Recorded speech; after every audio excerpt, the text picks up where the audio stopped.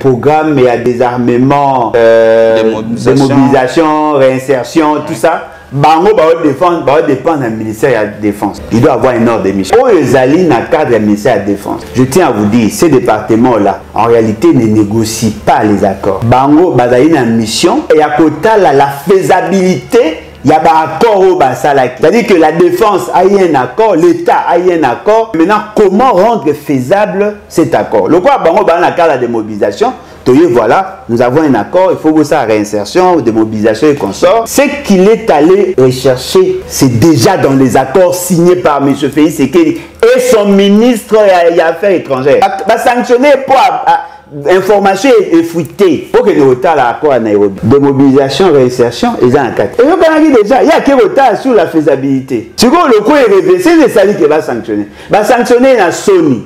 Mais Félix, c'est qu'il a négocié avec les M23 avant qu'il va comme opérationnel. Qui sont en train de trahir le peuple. Il n'y aura pas de balkanisation pendant que Félix est au pouvoir. Son rôle n'est pas d'appliquer la balkanisation. Son rôle, c'est de faire avancer la balkanisation. Pour que tant qu'il y a les dégâts et la macasse. Quelle est l'opportunité de faire un procès médiatisé où Batou Bazako Samba Bazolo Banamino qui est profiter de l'occasion pour faire connaître l'AFC. C'est-à-dire que l'État congolais fait la promotion à l'AFC en utilisant la RTNC. Pourquoi voulez-vous vendre l'AFC? Pourquoi voulez-vous faire voir aux gens que Kagame est une solution? Pourquoi donnez-vous la tribune na Batou Oyo ça la promotion ya Babiloko Bino Boyo combattre? Parce que justement, tous sont des complices. Nanga était ici. Pas un rapport, na accord. Pourquoi le battre? Nanga Bignante, à partir de Kenya, ça allait AFC. Mais avant tout comme en AFC, il y avait quoi? M23. Mais M23 va recruter à partir de Kinshasa. L'essentiel, il y a bateau Bazali na cas de commandement militaire na yé. Bazali qui est en prison? Bernard Mayeche Biamungu. Na armée va bien à Pikawan. Bakangaka na montagne à Itombo en 2012. Bateau Bakangaka unité spéciale, il y a Mamadou Ndala. Félix Tshisekedi Tangaye en 2019. Bon, on a côté Sadi qui a gouvernance na bon. A commis Mokonzi le 24 janvier. Au mois de février, a Tine Bakende qu'on négocier na bateau M23 na Kampala. Pour que va continuer pour parler na bango, senga qui na Félix Tshisekedi abimisa bateau na bango au badaki na prison. Tous ceux qui ont combattu les M23. Tous sont en prison, Bamsou Bakoufa. C'est un autre. Tout ce que moi je vous dis, les organes de presse, capi.net, actualité.cd, tous les organes, RFI, Ezali, Nanga, Azako ciblé ba place et exploitation. Et si quand on minérer Ezali, c'est là où Nanga Azako s'implanter. Aobunda te. So va communiquer Azana pour ça aux espaces au repli stratégique. Félix Tshisekedi, ayebi que Kabila, le père, Naba Rwandais, signaka accord, n'est pas signaka accord pour l'exploitation de cet espace. Félix Tshisekedi avait aussi des accords avec le Rwanda, l'Ouganda et le Burundi dans le même contexte. Alors dites-nous, comment devait-il procéder pour que exploiter ces ressources-là? Ils ont trouvé une astuce. Le coup la peuple, ceux qui te pesibino pour exploiter les amabés, pour ça l'assemblant, c'est ça. Ce sont des effets spéciaux. C'est ce qu'on vous présente. La vraie histoire n'est pas écrite par les institutions. La vraie histoire, c'est celle qui est écrite par le peuple. Mais le peuple n'a pas la voix qui porte. Aux États-Unis, Aza capable de retirer ba commando et si Nangaza, Bakangi, Bamati, hélicoptère, Bakene États. Baza capable de retirer commando, Babomi, Bazu, Bakati, Michunimike, Batien site. Pourquoi ne le font-ils pas? Non, mais justement parce que c'est leur pire. C'est leur pire. Batunyon Soyazana Bango, Bango va recruter. Bernard Maye chez Biamungu, il a été sanctionné, 6 mois. Il a été sanctionné. Batubele Bangoma, ils ont été sanctionnés. Ça change quoi? Rien du tout. Et bandit, diplomatie agissante, n'importe quoi. C'est pour la première fois qu'il y ait une femme à la tête du gouvernement. Vous avez voulu avoir une femme. Elle est là. Il n'y a rien. Pour raison, parce qu'elle est femme. Ça n'a rien à voir avec la nation. Pas soutenu, vous ne l'avez pas choisi pour qu'elle apporte des changements. Non, vous l'avez choisi justement parce que vous pensiez que avoir une femme à la tête du gouvernement, c'est un changement. Voilà.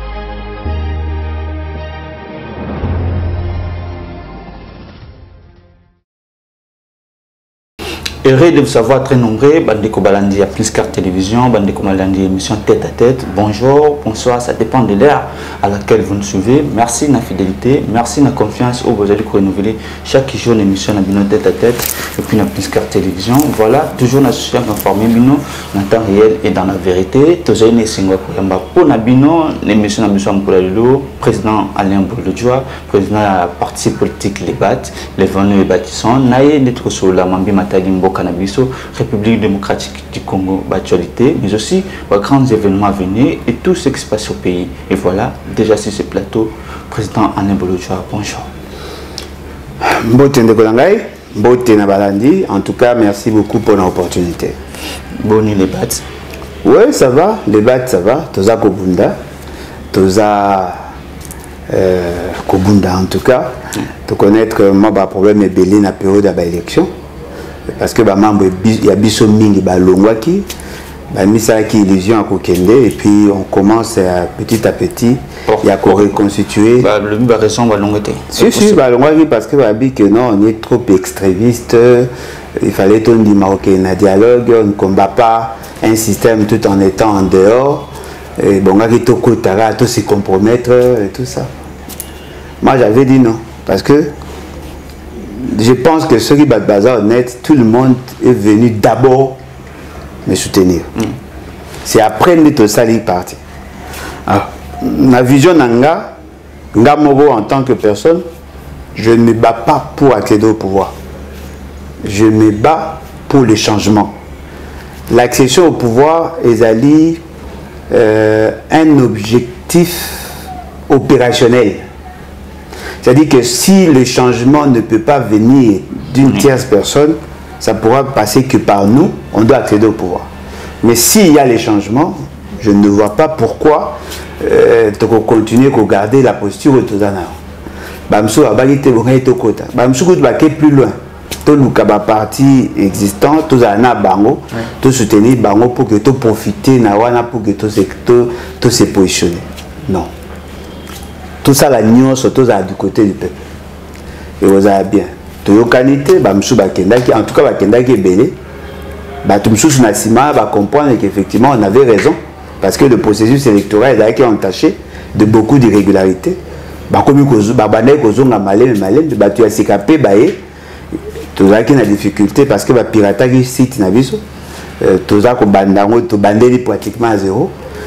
Tout ça là pour que tout bien gérer donner parce que membre belé bazar libanda mikolo yotuko leka na ba statistique na biso za ki poto sikonde to lo ba na ba statistique ya lelo batu ya Congo baleki belé surtout na partie est. Quand je dis partie est, c'est-à-dire que vous prenez Kobanda Ituri Otu Eleti na Katanga baza penza belé baza ko adhérer parce que ba monique tous allez parmi bateaux bazar qu'on incarné la valeur on va défendre.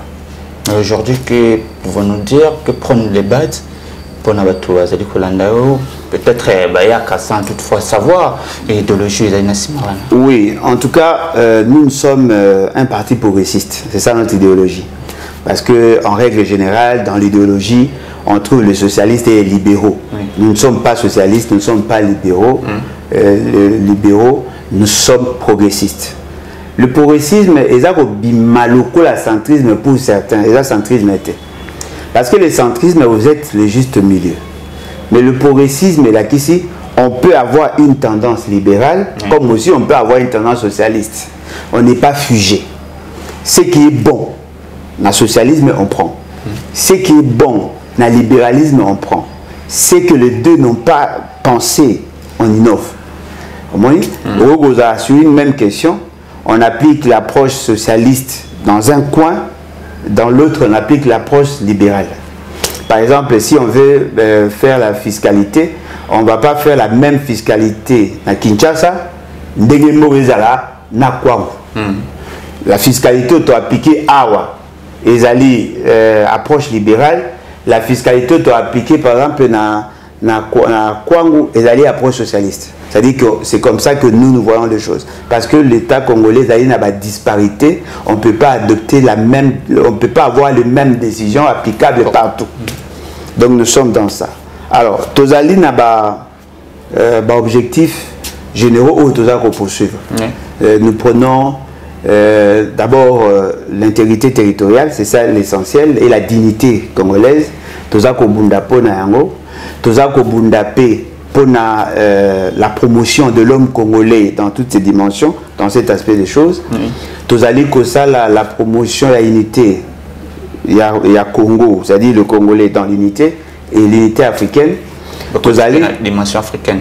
Bien sûr, mais attendez, vous ne pouvez pas faire la politique en vase clos. Le Congo, c'est un élément, c'est un maillon de l'Afrique.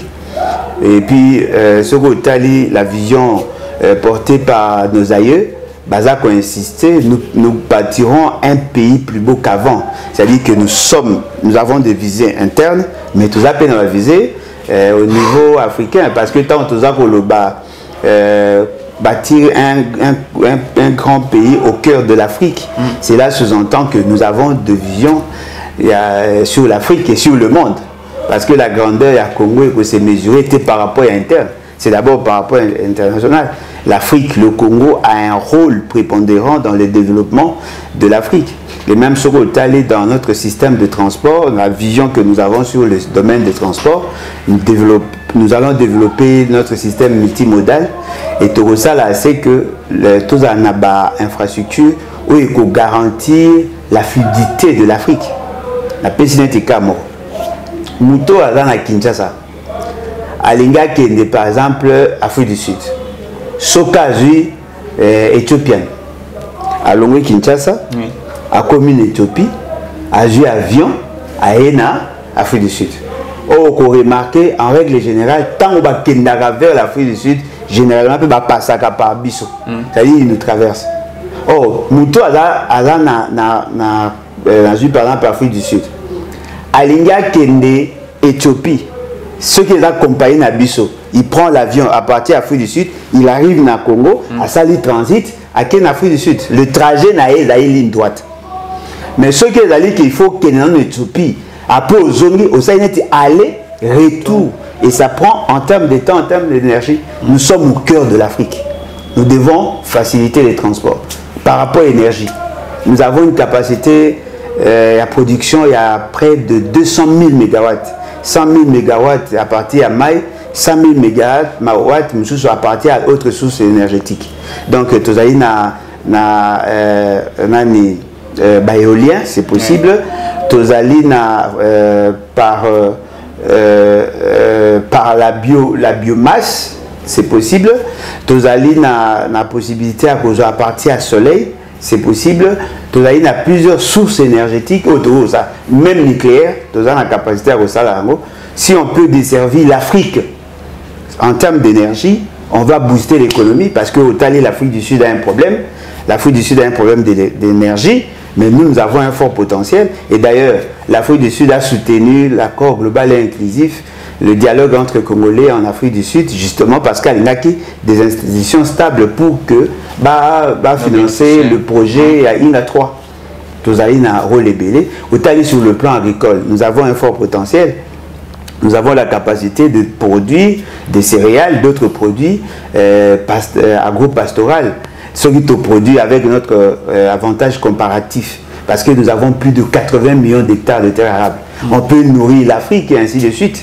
Nous avons un personnel. Nous avons une population jeune au Badali avec un taux de démographie croissante. De cookies, copier sa main d'œuvre dans le reste du monde.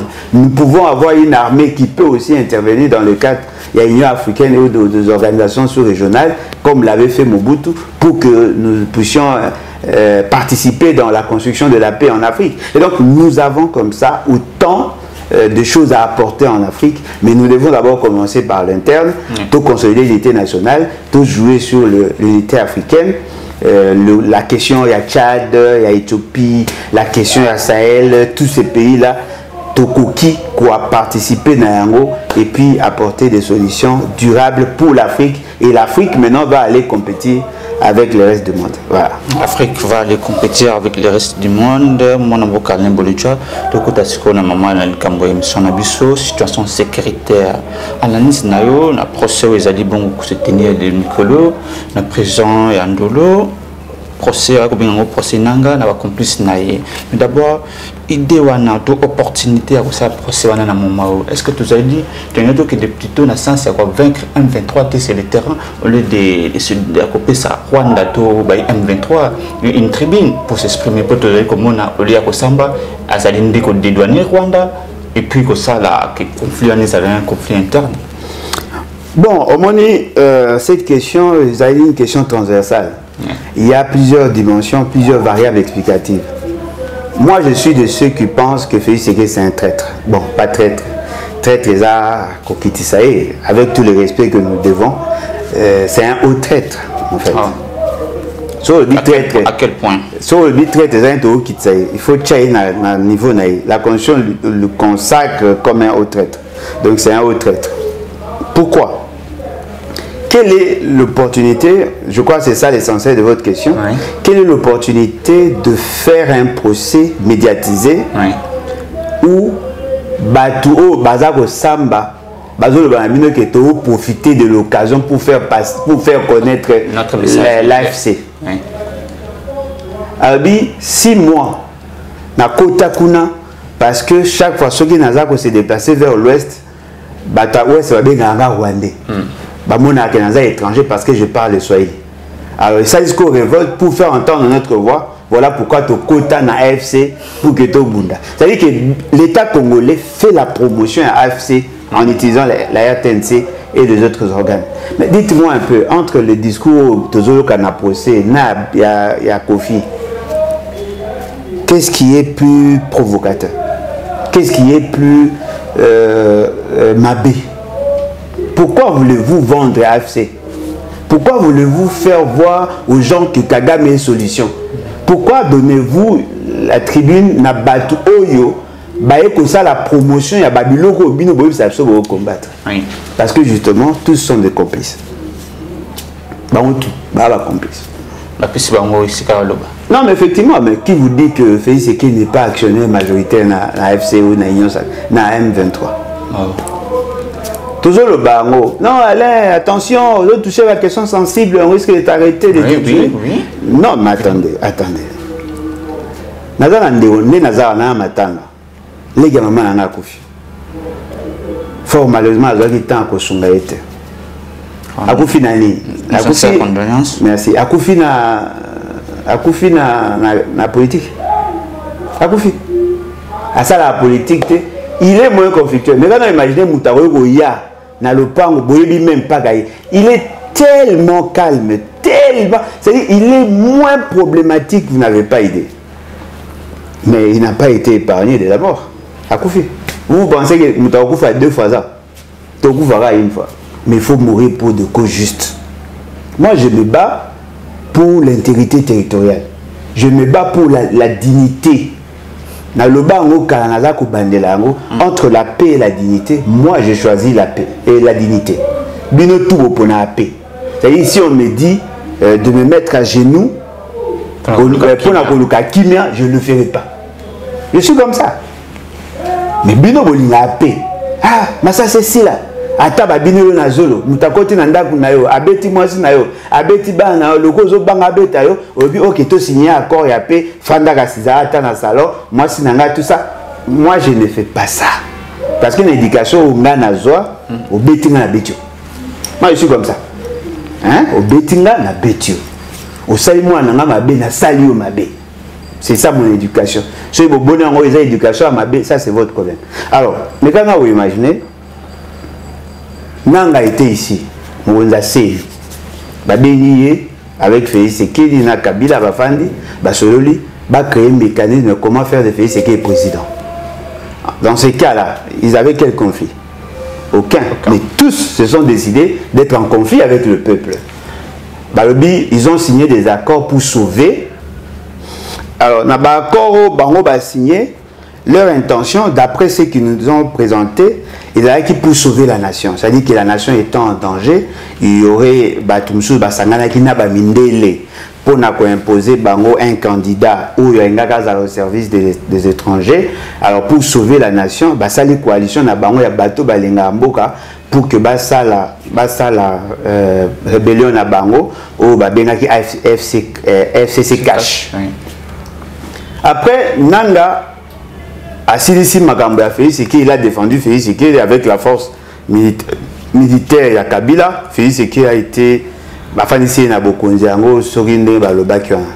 C'est après lorsque Kabila Baneko Lungwa, Félix Tshisekedi Baneko Lungwa permet la Kabila, d'après ce qu'on nous a présenté, Nanga avait pris position pour Félix Tshisekedi. Nanga a commis politicien, il crée son parti. Au lendemain de la création de la parti, il était avec Félix Tshisekedi. Mais après, Bayeko Teka, Bakare minier ensemble. C'est-à-dire que Bateka, Bakare minier, Yananga na Otuele, Bakare minier wana Bateka yango. Nani Bissele les Bifort était là. Il y avait Guy Luando était cité. Il y avait une maman quelque part au Batanga Kombote Azaki Nakati. Bref, Bazaki Bangwana ministre Nabino Amin Bazaki wana Bateki carré minier. Ces carrés miniers appartenaient à Nanga. Mais bango tout bateka ensemble. Félix Tshisekedi ko kende na Émirats Arabes Unis. A signé ba accord na bango. Bapesa ye ba jiro ba mituko ba militaire ba otambwa nango ya minene boy ba beza blindé tout ça ba yokana ki bapesa ye une faire ya ba 300 pièces bapesa ye na ba équipement au bomoni ba soda ba latia ba kagoule ba tout ça ba pas ba soda ba garde républicaine ba pesi bango ango ce qu'on fait c'est que tant batuwa na ba yeko sala contrôle na bango batala comment ils devaient procéder, ils se sont rendus compte que ces carrés là étaient déjà vendus. À Bengi, François Béa a entendre Bissele l'époque combat Bissele m'tétanga ba entendre Bissele boyebi dossier ndenge kendaki tout ba changer nature nango pe Bissele la bimi nanga était où? Il était ici. Tant ba botoli vente on a que bateau ba sombaki ba komi ko tia bango pression, c'est en ces moments là nda komi ko ça ba déclaration. Na ba déclaration na lo bagini Azako éventrer le bois, Azako démontrer que Félix Tshisekedi avait un accord avec Kabila. Mais cet accord-là, où il y a signé que Nana, Maloba, pourquoi Boumba Félix Tshisekedi n'a dossier? Après, il y a un rapport, un accord. Pourquoi le battre? Parce que justement, limite Naïe Zalaki de ne pas en parler. Nanga Bignante, à Kenya. Oui. À partir de Kenya, je pense, Bertrand Bissimo, il a signé un accord avec AFC. Mais avant tout comme en AFC, il y avait quoi? M23. Mais M23 va recruter à partir de Kinshasa. Non, comment ça va? M23 a recruté à partir de Kinshasa. L'essentiel, il y a bateau Bazali na cas de commandement militaire na yé. Mais Bazali qui est en prison? Bernard Maeshe Biamungu na ame babengaka ye Pikawan bakangaka ye na montagne ya Itombo en 2012 bato bakangaka ye unité spéciale ya Mamadou Ndala bande rouge boyebi bango susu te bango nde bakangaka ye na Itombo na rébellion ya liboso ya M23 2012 tango ba juillet je crois oui 2012 ba juillet ba memi na Uvira Kunande a kosama na auditorat militaire, basambisi ba condamné à perpétuité à ça la prison. Bazaki 16 ba officiers sans compter ba mbolombolo. Bazaki 16. 5 ba quitté bango. Parce que bango bazaki na ba lienté na bateau bazaki 11 bazaki condamné. Félix Tshisekedi tanga yé en 2019 parce qu'après seulement le 24 janvier. Bon mon à côté Sadi qui a gouvernance na bango. A commis Mokonzi le 24 janvier. Au mois de février, à Tindi, Nani Claude Balanke, Nani Fortina Bisselele, à Tindi François Béa, à Tindi François Mwamba et les autres, à Tindi un certain Serge Kabourou Chibangu, Serge Chibangu. A Tinda Bango Bakende qu'on négocier na bateau M23. Déjà en 2019. 2019, basala ngona Uganda na Kampala. 2019, basololi. Batu ya M23 baya awa na Kinshasa au mois de février. Mois de février. Baye ba komia. pour que va continuer pour parler na bango ba senga qui na fait c'est que abimisa batu na bango o bazaki na prison. Félix c'est que a joie ordonnance au mois d'avril 2 mois Gracia bango 2019 à Gracie bango batu wana bafandi na baninga awa c'est ici qu'ils ont commencé à recruter. Non, ils devaient créer 2 brigades Bernard Maeshe Biamungu na un autre type là, Zara colonel Yakala, Bakomisa Bango, généraux de brigade. Fanditi, au lieu qu'a nommé Bango la dernière minute, a nommé Nani Chibango, Nani, John Chibango. Oui. Il n'est pas détenu pour le même dossier. Un gars ça a coup d'état na Kabila, avec les autres, a nommé Bango, a libéré Nani, Edi Kapen a libéré Batu Nyonso Bazaka ya M23 na o ba ngaba boma Kabila a libéré Bango.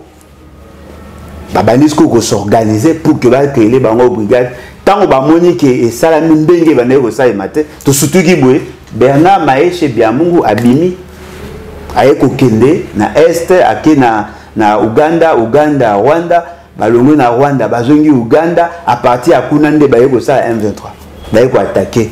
Donc c'était quoi l'idée au Félix Sabandoko Luka? Une sorte de coalition contre Kabila? Non mais bien évidemment, c'est ça en fait la stratégie. Quand M. Félix tout le monde contre Kabila, na Kabila les perd. Tout va bien ça bon. Allez vérifier. On a le bawa. Allez vérifier.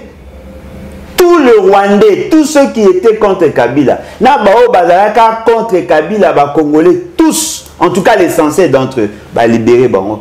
Boyo Gasco aventure. Tous ceux qui ont combattu les M23, tous sont en prison, bamsou bakufa. Allez vérifier. Bimi ba koti. Bimi ba koti, bamsou ati ba on a retraite anticipée. Tous, allez vérifier. Botu na mama Sylvie Bongo, asaka interview général chef MG et le général Etumba à Salaka interview na Goma na ba militaire Union Soana. Moi j'avais suivi et d'ailleurs j'ai aussi d'autres extraits et ma vidéo. Nathalie Bilongi surtout ano ba bundaka ba Salaka ba exploit. Soit ils sont morts, soit ils sont en prison. Il les a tous isolés. Alors dites-moi, c'est un haut traître. Dans le cas, c'est un haut traître. Parce qu'on a l'équipe d'émission, on a lobby, il y a pas de vous, Kevin Angel, l'équipe via Congo. Moi, je ne réfléchis pas comme vous. Moi, le Nézao, Boukaïnga, Boussé l'autre. Boubominga, Boussé l'autre. L'essentiel pour moi, c'est de dire la vérité. Parce que là, ça, c'est pas signé les Arabes. Ce n'est pas la peur qui me fait peur. C'est quoi? C'est l'aliénation du peuple des Bangsama. Je dois le battre. Mais on va justifier l'inaction à Bango par rapport à l'Obakabo. Qu'est-ce qui dit que ce qu'il dit est vrai? Qu'est-ce qui nous prouve qu'il n'est pas en train de nous manipuler? Mais attendez, mais tout ce que moi je vous dis, c'est sur le net. Tout ce que moi je vous dis, les organes de presse, Kobanda, Okapi.net, aussi à actualité.cd, tous les organes, RFI, l'article les Ezali, Boulanda. Ezali, ça existe. Félix Sekedi a facilité. Boebi, on attend Claude Balanke, coordonnateur, il y a comité de suivi à Corca de la liste à Beba.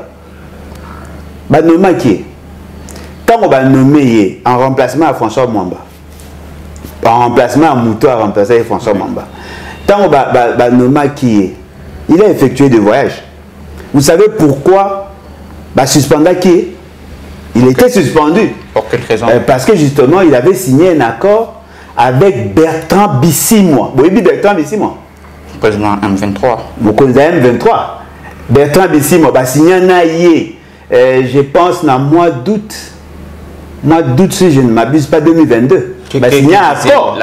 L'accord, il y a réinsertion, intégration et tout ça. Qu'on considérait grade et tout ça. Mais Bernard Maeshe a rejoint le M23, à M23 quand? Au mois de septembre. L'accord a été signé avant. Le recrutement s'est passé ici. La personne qui était recrutée ici a rejoint un mois après. Le M23 est bandit par opération quand? N'a fait un mois, n'a fait année il y a 2022. Ces gens-là étaient des gens pour parler. Dites-moi, avant 2022, qui parlait encore de M23 sur le plan opérationnel? Bah, ça a quitté. Bah, comme il y a quand? En 2022. Mais en 2019, bah, il y a ça, Nina. Bon, nous avons posé une question. Nanga, Azako ciblé la place et exploitation. N'est-ce pas? Et si quand on minerai, c'est là où Nanga Azako s'implanter. À Obunda. Si on a commis à poser aux espaces, parce que là, il faut avoir des conditions à Bakimi au repli stratégique. Bazako occupé. Félix Sekeli, ayebi que Kabila, le père, Naba Rwandais, signaka accord, pour l'exploitation de cet espace. Félix Sekeli avait aussi des accords avec le Rwanda, l'Ouganda et le Burundi dans le même contexte. L'exploitation à miner Nabiso. Alors dites-nous, comment devait-il procéder pour que va exploiter ces ressources-là? Ils ont trouvé une astuce. C'est-à-dire que le coup la peuple, ceux qui te paient, si bien pour exploiter les Amabé, tout ça l'assemblant, c'est ça. Une guerre où ils allaient, rien de sérieux. Pas si n'anga ce que le peuple n'a pas okufa. Peuple a okufa. Peuple a okufa. Au moins, il fait ce qu'il y a le quoi metteur en scène. Au moins, il y a un film. Pour toi, il y a un film. Mission impossible. Oui, au fan de au boulet qui effectivement m'a ramené ça à mes achats. Moutazola na moto, atiki kosimba moto, moto de tambola ya moko, ati le kolo azo beta massa c'est tambola mo. Et donc ça les années, l'acteur joue sa part, ba joue ba acrobate, ba pesi ba part na bango. Bino bo mona c'est la même personne. Ce n'est pas la même personne. C'est-à-dire que dans la motu moko a sali action à relaxer longina epo ya za star, ba obanga no kia okufa. Bato ba yego sa ba dubli wana ayego sa la rôle na ye ba tiom so mona eza ba benga on ba effets spéciaux au mutuka moko eziki il met le moko exploser, ce sont des effets spéciaux. C'est ce qu'on vous présente. La vraie histoire n'est pas écrite par les institutions, la vraie histoire c'est celle qui est écrite par le peuple, mais le peuple n'a pas la voix qui porte. C'est ça le paradoxe. On vous présente autre chose. Kagame, le Rwanda, Babimi, premier exportateur mondial, il y a coltan. Premier exportateur mondial.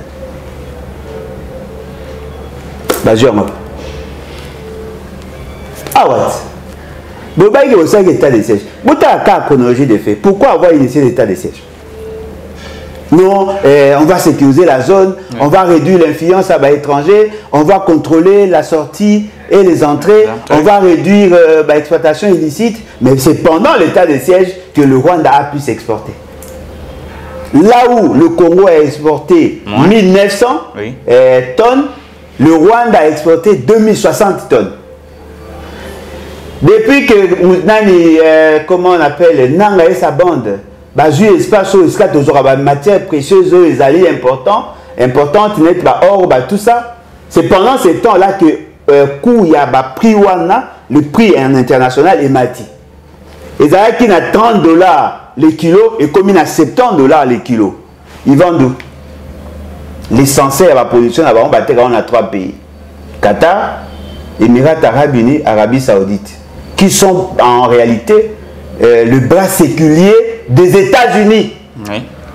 C'est-à-dire que, tel que nous sommes là, le Qatar coordonne toute la stratégie économique de Rwanda. Voilà pourquoi vous voyez, Rwanda est à Qatar. Plus de 40, près de 50%, est à Qatar. Aéroport international à Kigali, plus de 50%, il y a Qatar. Le service cargo, il y a Rwanda. Avec Bolloré, l'essentiel, il y a Qatar. L'essentiel, il y a hôtel. Tout ce qu'il y a comme restaurant au Rwanda, au Bazar Tonga, Qatar, Émirats Arabes Unis, Arabie Saoudite. Qatar a injecté en 2022-2023 3 milliards 900 millions de dollars d'investissement. Félix Tshisekedi, aujourd'hui, tel que nous disons là, il travaille avec Qatar. C'est les États-Unis qui l'utilisent avec Qatar. Pour la Qatar, 6 communes, qui est le trait d'union entre la Chine et la Gécamine, Sicomine Wana. C'est son fils qui est le PCA. C'est lui qui fait le trait d'union entre l'État et tous ces enjeux-là. Tant on fait ce qu'il y a Kende na Qatar, on est ici à Kende, à la guerre, à Kende pour négocier avec Kagame. Okay. Et c'est comme ça que Félix Tshisekedi a mis dialogue avec Kagame. Alors, mais vous savez quoi? Oui. Dans ces accords-là, où Félix Tshisekedi a signé les ordres de PSAK, il faut appeler ça Qatar Airlines, je pense. Qatar Airlines a appelé ça une licence, a appelé ça un droit à survoler l'espace Nabiso, il y a la représentation makasi na l'aéroport Nabiso et consort. Sur base de quoi? Sur base de l'accord au Bassignala Rwandais. Parce que Qatar Airlines a allé actionnaire majoritaire na Rwandais. Donc on a changé comme Rwandais. C'est la même compagnie pratiquement. Pour 49% Rwandais, il y a Qatar Rwanda. On est en train de vous duper. Ah, nous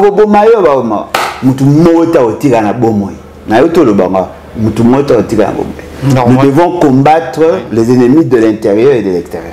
On n'a pas de choix. Mon avocat Alain Bolotchoa, les lots, États-Unis, a sinon sanctionné Corneille Nangaa. En quoi faisant? Babi, pourquoi pas sanctionner directement est-ce que tu vas dire que tu peux sauter? Non, mais sanctionner, ça y est. Sanctionner, ils ont toujours le baron pour doter la fumée. Aux États-Unis, ils sont capables de retirer des commandos et si ils ont nangaza, bakangi, bamati hélicoptère, bakeni États-Unis. Ils sont capables de retirer des commandos, babomi, bazu, bakati, michunimike, mike, batien na site. Pourquoi ne le font-ils pas? Non, mais justement parce que c'est leur pire. C'est leur pire. C'est leur pire. Vous pensez que Nanga... Est-ce que vous savez que Nanga a été sanctionné par les Américains pendant qu'il était présent à CENI? Oui. Ils avaient détourné 100 millions de dollars à Yéna Babasengez. Nabanjoli. Tosuka. Tosuka Wapi. Azo Tamboy. Batunyon so yazana bango ba recruté. Bernard Maye chez Biamungu, il a été sanctionné. Nani Ibaranke, Nani Bissimo, il a été sanctionné. Batubele Bangoma, ils ont été sanctionnés. Ça change quoi? Rien du tout. Solo Wanaola, moi et le Gonga et ça n'a pas ces années. Na batu à Mayele, babou ko réfléchir. Babou ko réfléchir.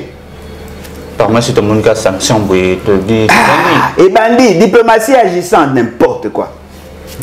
N'importe quoi. Alors, on continue toujours, c'est la question sécuritaire. Président Alain Bolotchoa, révocation et agent Baptiste Baale, ou est bon coordonnateur national du programme et désarmement. Balbi était à Kinekina, Ouganda, pour négocier avec le M23 directement à Tomoni. Présidence de la République est révoquée, et puis une fois de retour au pays, Kangi. Après, vous comprendrez. Non, mais est-ce que les man tout soit bon, en tout cas, aller négocier à ce propre nom. Non, mais le problème est aboué. En tout cas, ce qui est vrai, c'est que un agent public de l'État a besoin, beaucoup d'exigences pour abîmer Bisso. Il suffit seulement d'avoir un visa, la commune à service à des jeunes, avec un caché, na biminake. Mais Mouto a ça pour le compte de l'État. Il faut d'abord un ordre de mission. Ce qui est dans le cadre de la mission, a une autorisation de sortie. Pour Kabimawana, il y a un service pour agir. Il y a Liboso, les départements, parce qu'il y a deux dépend. Le ministre Kenaye, ministre des Affaires étrangères, aujourd'hui, ANER. Ce qui est dans le cadre de l'armée, DEMIAP, deuxième, la direction générale, va payer sa cutis. Mais il doit avoir un ordre de mission. L'ordre de mission, généralement, il a établi par rapport au ministre et au département au Yusa. Net Bango, programme et à désarmement, démobilisation, réinsertion, tout ça. Bango va dépendre du ministère de la Défense. Il doit avoir un ordre de mission.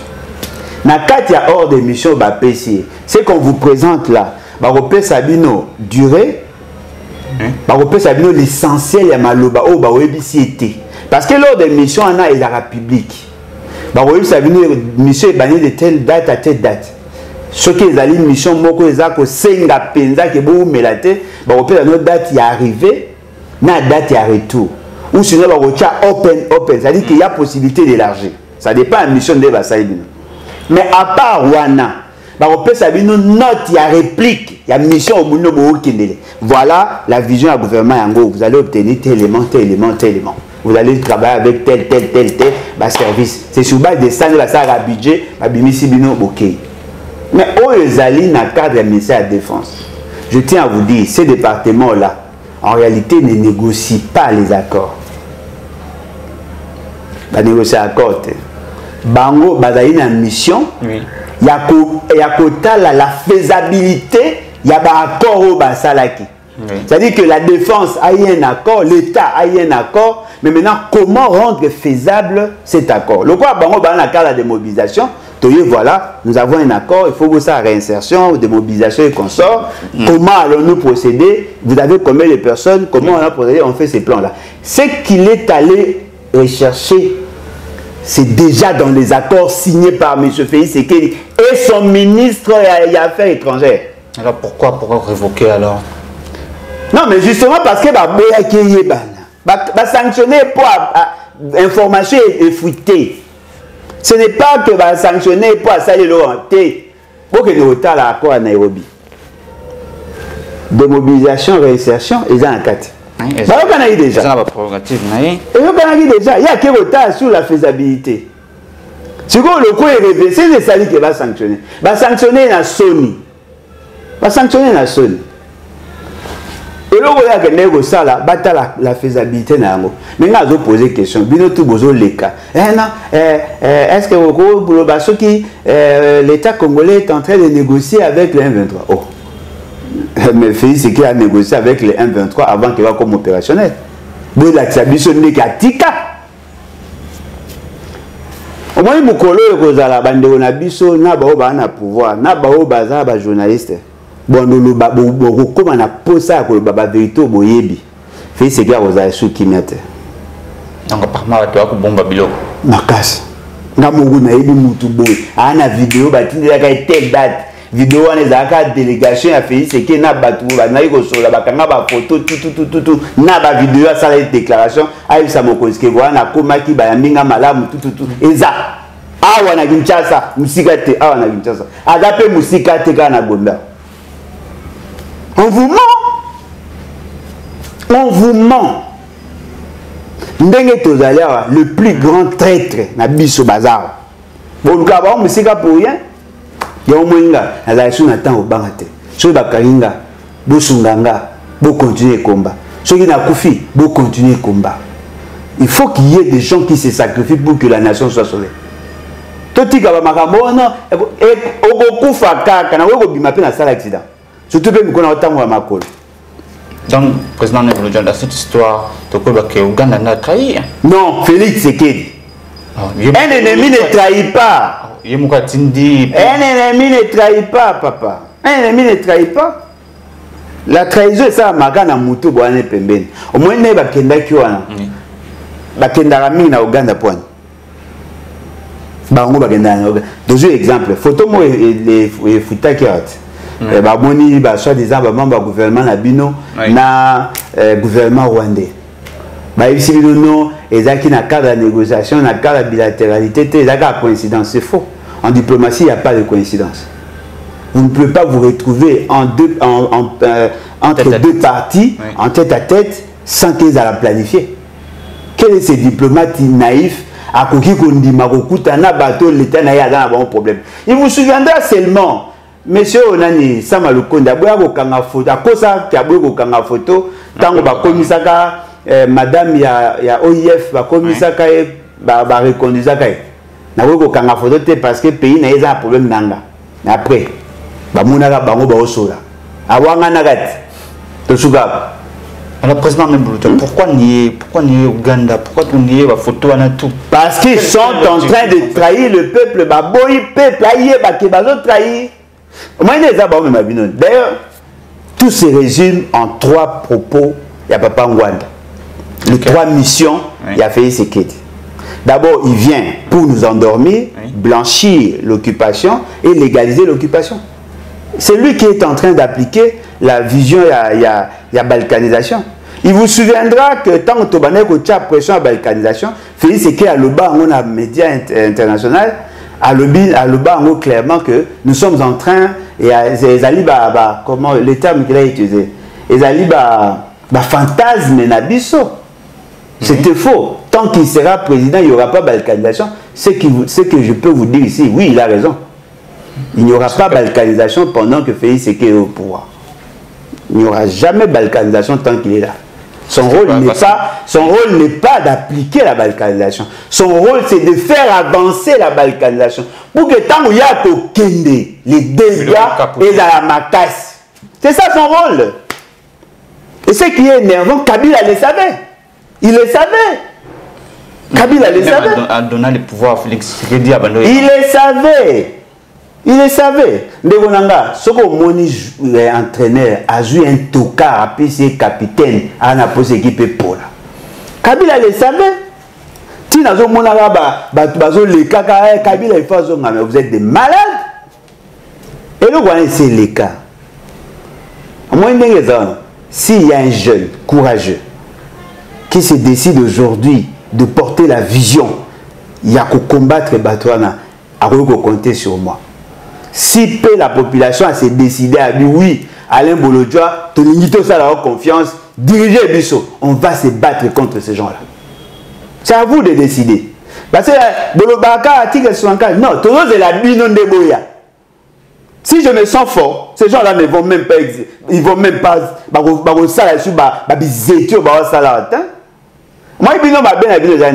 je soutenir peureux. Moi, je n'ai rien à perdre. Si je me bats et je mourrai pour la cause nationale, je serai fier de moi, même si je serai na tombe. Parce que moi, je suis de la génération de Madunda. Bon, remarquez que 1977, on a notre manière de voir les choses. Nous sommes des révolutionnaires. Et en plus de ça, on a le mois d'octobre. Je suis fait pour me battre pour les changements. Là, dans la question, il y a la fierté, il y a la binoté, il y a autant de ce n'est pas ça mon objectif. Mon objectif, tout marquer positivement la génération. Essayez de vous imaginer, pas Falain Bolodjoa Bundi, à faire échouer l'idée à balkanisation, à mettre les pays sur le levier de développement. Dites-moi, qui va m'oublier? Mais si j'ai l'argent, et qu'il y a quelqu'un qui vient, qui devient plus riche que moi, vous allez m'oublier facilement. Il y a combien de riches de Bossana avant? Ah, on a beau. Mais Lumumba, oh, Bossana, il a laissé quoi? Il n'a pas laissé de richesses, mais il a laissé ses idées forces. Aujourd'hui, il est entré dans le panthéon de l'histoire. C'est ce que moi je veux. Binonde boya besoin empêcher na libérer na sunga peuple à se libérer. Binonde parce que moi je suis prêt. Et ça fait maintenant 5 ans jour pour jour. Nazo ba la même chose. Là papa Alain omoni ozana moi c'est na bana arrêtez ces discours voir avec moi. Oh non papa Alain omoni et te soutenaga tout ça c'est vous. Ça c'est votre raisonnement. Au soutenir nan. Pour tindelaga Daniel ça faut $20, pour tindelaga Eliezer $50. C'est ça le combat. C'est pas ça mon combat. Tout sangana. Bolukaka, oh non, qui va donner le mot d'ordre? Je suis là. Après, il y a eu ça peut-être bima, peut-être bengani ba tunyoso baza ba antipatrie. Et ba un héritage amboka ma bébé. Voilà. Voilà, merci beaucoup, Président Alain Bolodjoa. Pour finir, Lélo, presque 3 mois écoulés depuis nomination, il y a Madame Judith, la poste, il y a Première ministre, mais qu'est-ce qui a changé dans le quotidien des Congolais? Lélo, tout le monde déjà il y a quelques jours, acte d'engagement. Non, mais qu'est-ce qui a changé? Les sexes. On quitte d'un pouvoir masculin au pouvoir féminin. Mais apparemment, c'est ce que vous disiez, non? C'est pour la première fois qu'il y ait une femme à la tête du gouvernement. Alors, vous voulez quoi? Vous avez voulu avoir une femme. Elle est là. Hein? Bolini Yassani. Il les aura 9 mois. Il n'y a rien. Pour raison, parce qu'elle est femme. Ça n'a rien à voir avec la nation. Vous ne l'avez pas soutenu, vous ne l'avez pas choisi pour qu'elle apporte des changements. Non, vous l'avez choisi justement parce que vous pensiez que avoir une femme à la tête du gouvernement, c'est un changement. Voilà. Il n'y a rien. Il n'y a rien.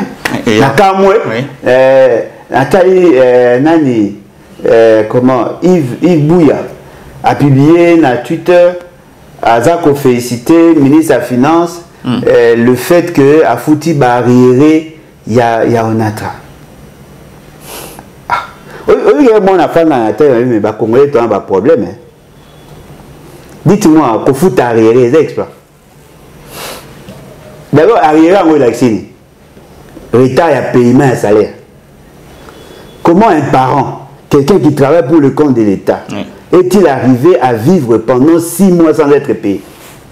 Vous ne vous posez même pas la question comment ces gens-là font pour vivre. Créer un mécanisme parallèle à un mécanisme classique. Moi, je suis parent. Ce qui n'a pas de dépenses, il y a mouké.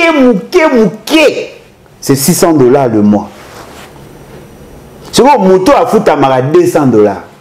Un mois, si na bana olekanga. Il y a une charge de olekanga. Sans salaire. À ça, 6 mois sans paiement. Mais vous me posez la question, qu'est-ce qui s'est fait?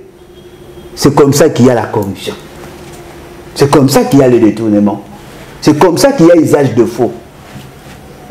Bon éviter que chaque abattu n'a retard à paiement. D'ailleurs, écoute, maman, éviter bon longue cap. Parce que ça ne sert à rien que ça vient par remarque. Comment est-ce possible? Les salaires qui ont un caractère alimentaire. Comment pouvez-vous priver à quelqu'un des salaires? Qui dit salaire dit revenu. Sans revenu, il n'y a pas de consommation. Alors, comment Batouna va vivre? Comment Batouna va vivre? Ministre, oh non, Mokonzambo Karabi, il faut te relancer au Natra et tout ça. Oh. Mais, pour aller Mokonzambo Mboka ya yo, le barade tant mouyi, bamibi bazara na pouvoir. Quand monsieur yo veut changer, quand monsieur yo veut changer, mais tu perds 5 ans. Ce que vous avez ozaki mayele, ya osala musala malam, bachaga okalate poani. Batiki na bampangi ame tout ça, bayi bati, siko to komi na ngongo que l'état comme la difficulté ko vraiment yoyé. Avantage na peut-être pour azalo kele azamutu ya Kisanga na ebe importance au Natra, peut-être au pesa moins importance. Quand monsieur na bateau ya au Natra, en tout cas c'est qui est vrai. Parmi ba port à Minene port Kisanga les a 4. Kisanga sans Natra, ça ne vaut rien. Franchement. Peut-être le gars, il y a Kisangani, il y a une importance à Onatra, peut-être ça a quelque chose. Mais dès qu'on a la joie, mais Nazar, ce qu'on redresse au Natra, dans le fort, et sur le coca, na défier. Vous pouvez mettre aux différents batailles d'épaisse. Je vais te soutenir. Je vais te soutenir. On est allé malheureusement Namoka, président Alain Bolodjoa, Bandeko à Pluscar Télévision, ta communication émission Nabiso, président Alain Bolodjoa. Un dernier mot, un dernier message, peut-être un rendez-vous. En tout cas, on a le peuple congolais d'ici et d'ailleurs. Et d'ailleurs que bon, on a pour ça pour se libérer, parce qu'on ne libère pas un peuple. On aide un peuple à se libérer. Nous avons déjà fait l'essentiel. On fait lancer des messages. Vous savez pourquoi tout le monde a peur tant la zone M23 et consorts? Parce que il y a pour peu que ça. Ton limite, tu signé. Qui sont en train de nous trahir? Kabino. Beauté les mains, beau changer. Au lieu que vous se carrément la baba. Eh! Aïe, bon, tu as ma kenzo, tambo na makolo. Eh! Est-ce que vous avez pauvre na Congo, ils ont sonné? Ils ont sonné, hein? Que vous avez la mbongo la salité des assauts. Pour ceux que vous avez pauvre dignement, vous mettre pauvre dignement, que vous avez un mbongo aujourd'hui, il y a des. Non, dites-moi un peu. Entre un enseignant qui n'aime pas être corrompu et Nicolas Kazadi, vous choisissez qui? Au Bonambon, inconscient. Il y a des valeurs intrinsèques qui nous manquent dans ces pays. Boyato Sangana. Venez adhérer massivement à la partie des battes. Boyato le Colombo n'a qu'à tout commenter. Boyato Bund ensemble. Je suis sûr et convaincu. Si tu es ça, comment compact, tous à pinza, assidu, engagé, tout ça. On va libérer ce pays. Hein? Tous en Ghana.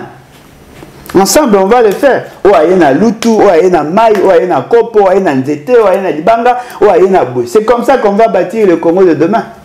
Ne pensez pas que vous serez leader tout en restant à la maison. Ne pensez pas que le problème du Congo est que vous avez résolu tant que vous avez roulé là. Pour bien va Congolais côté roulé là. Voilà. Venez adhérer massivement à l'EBAT.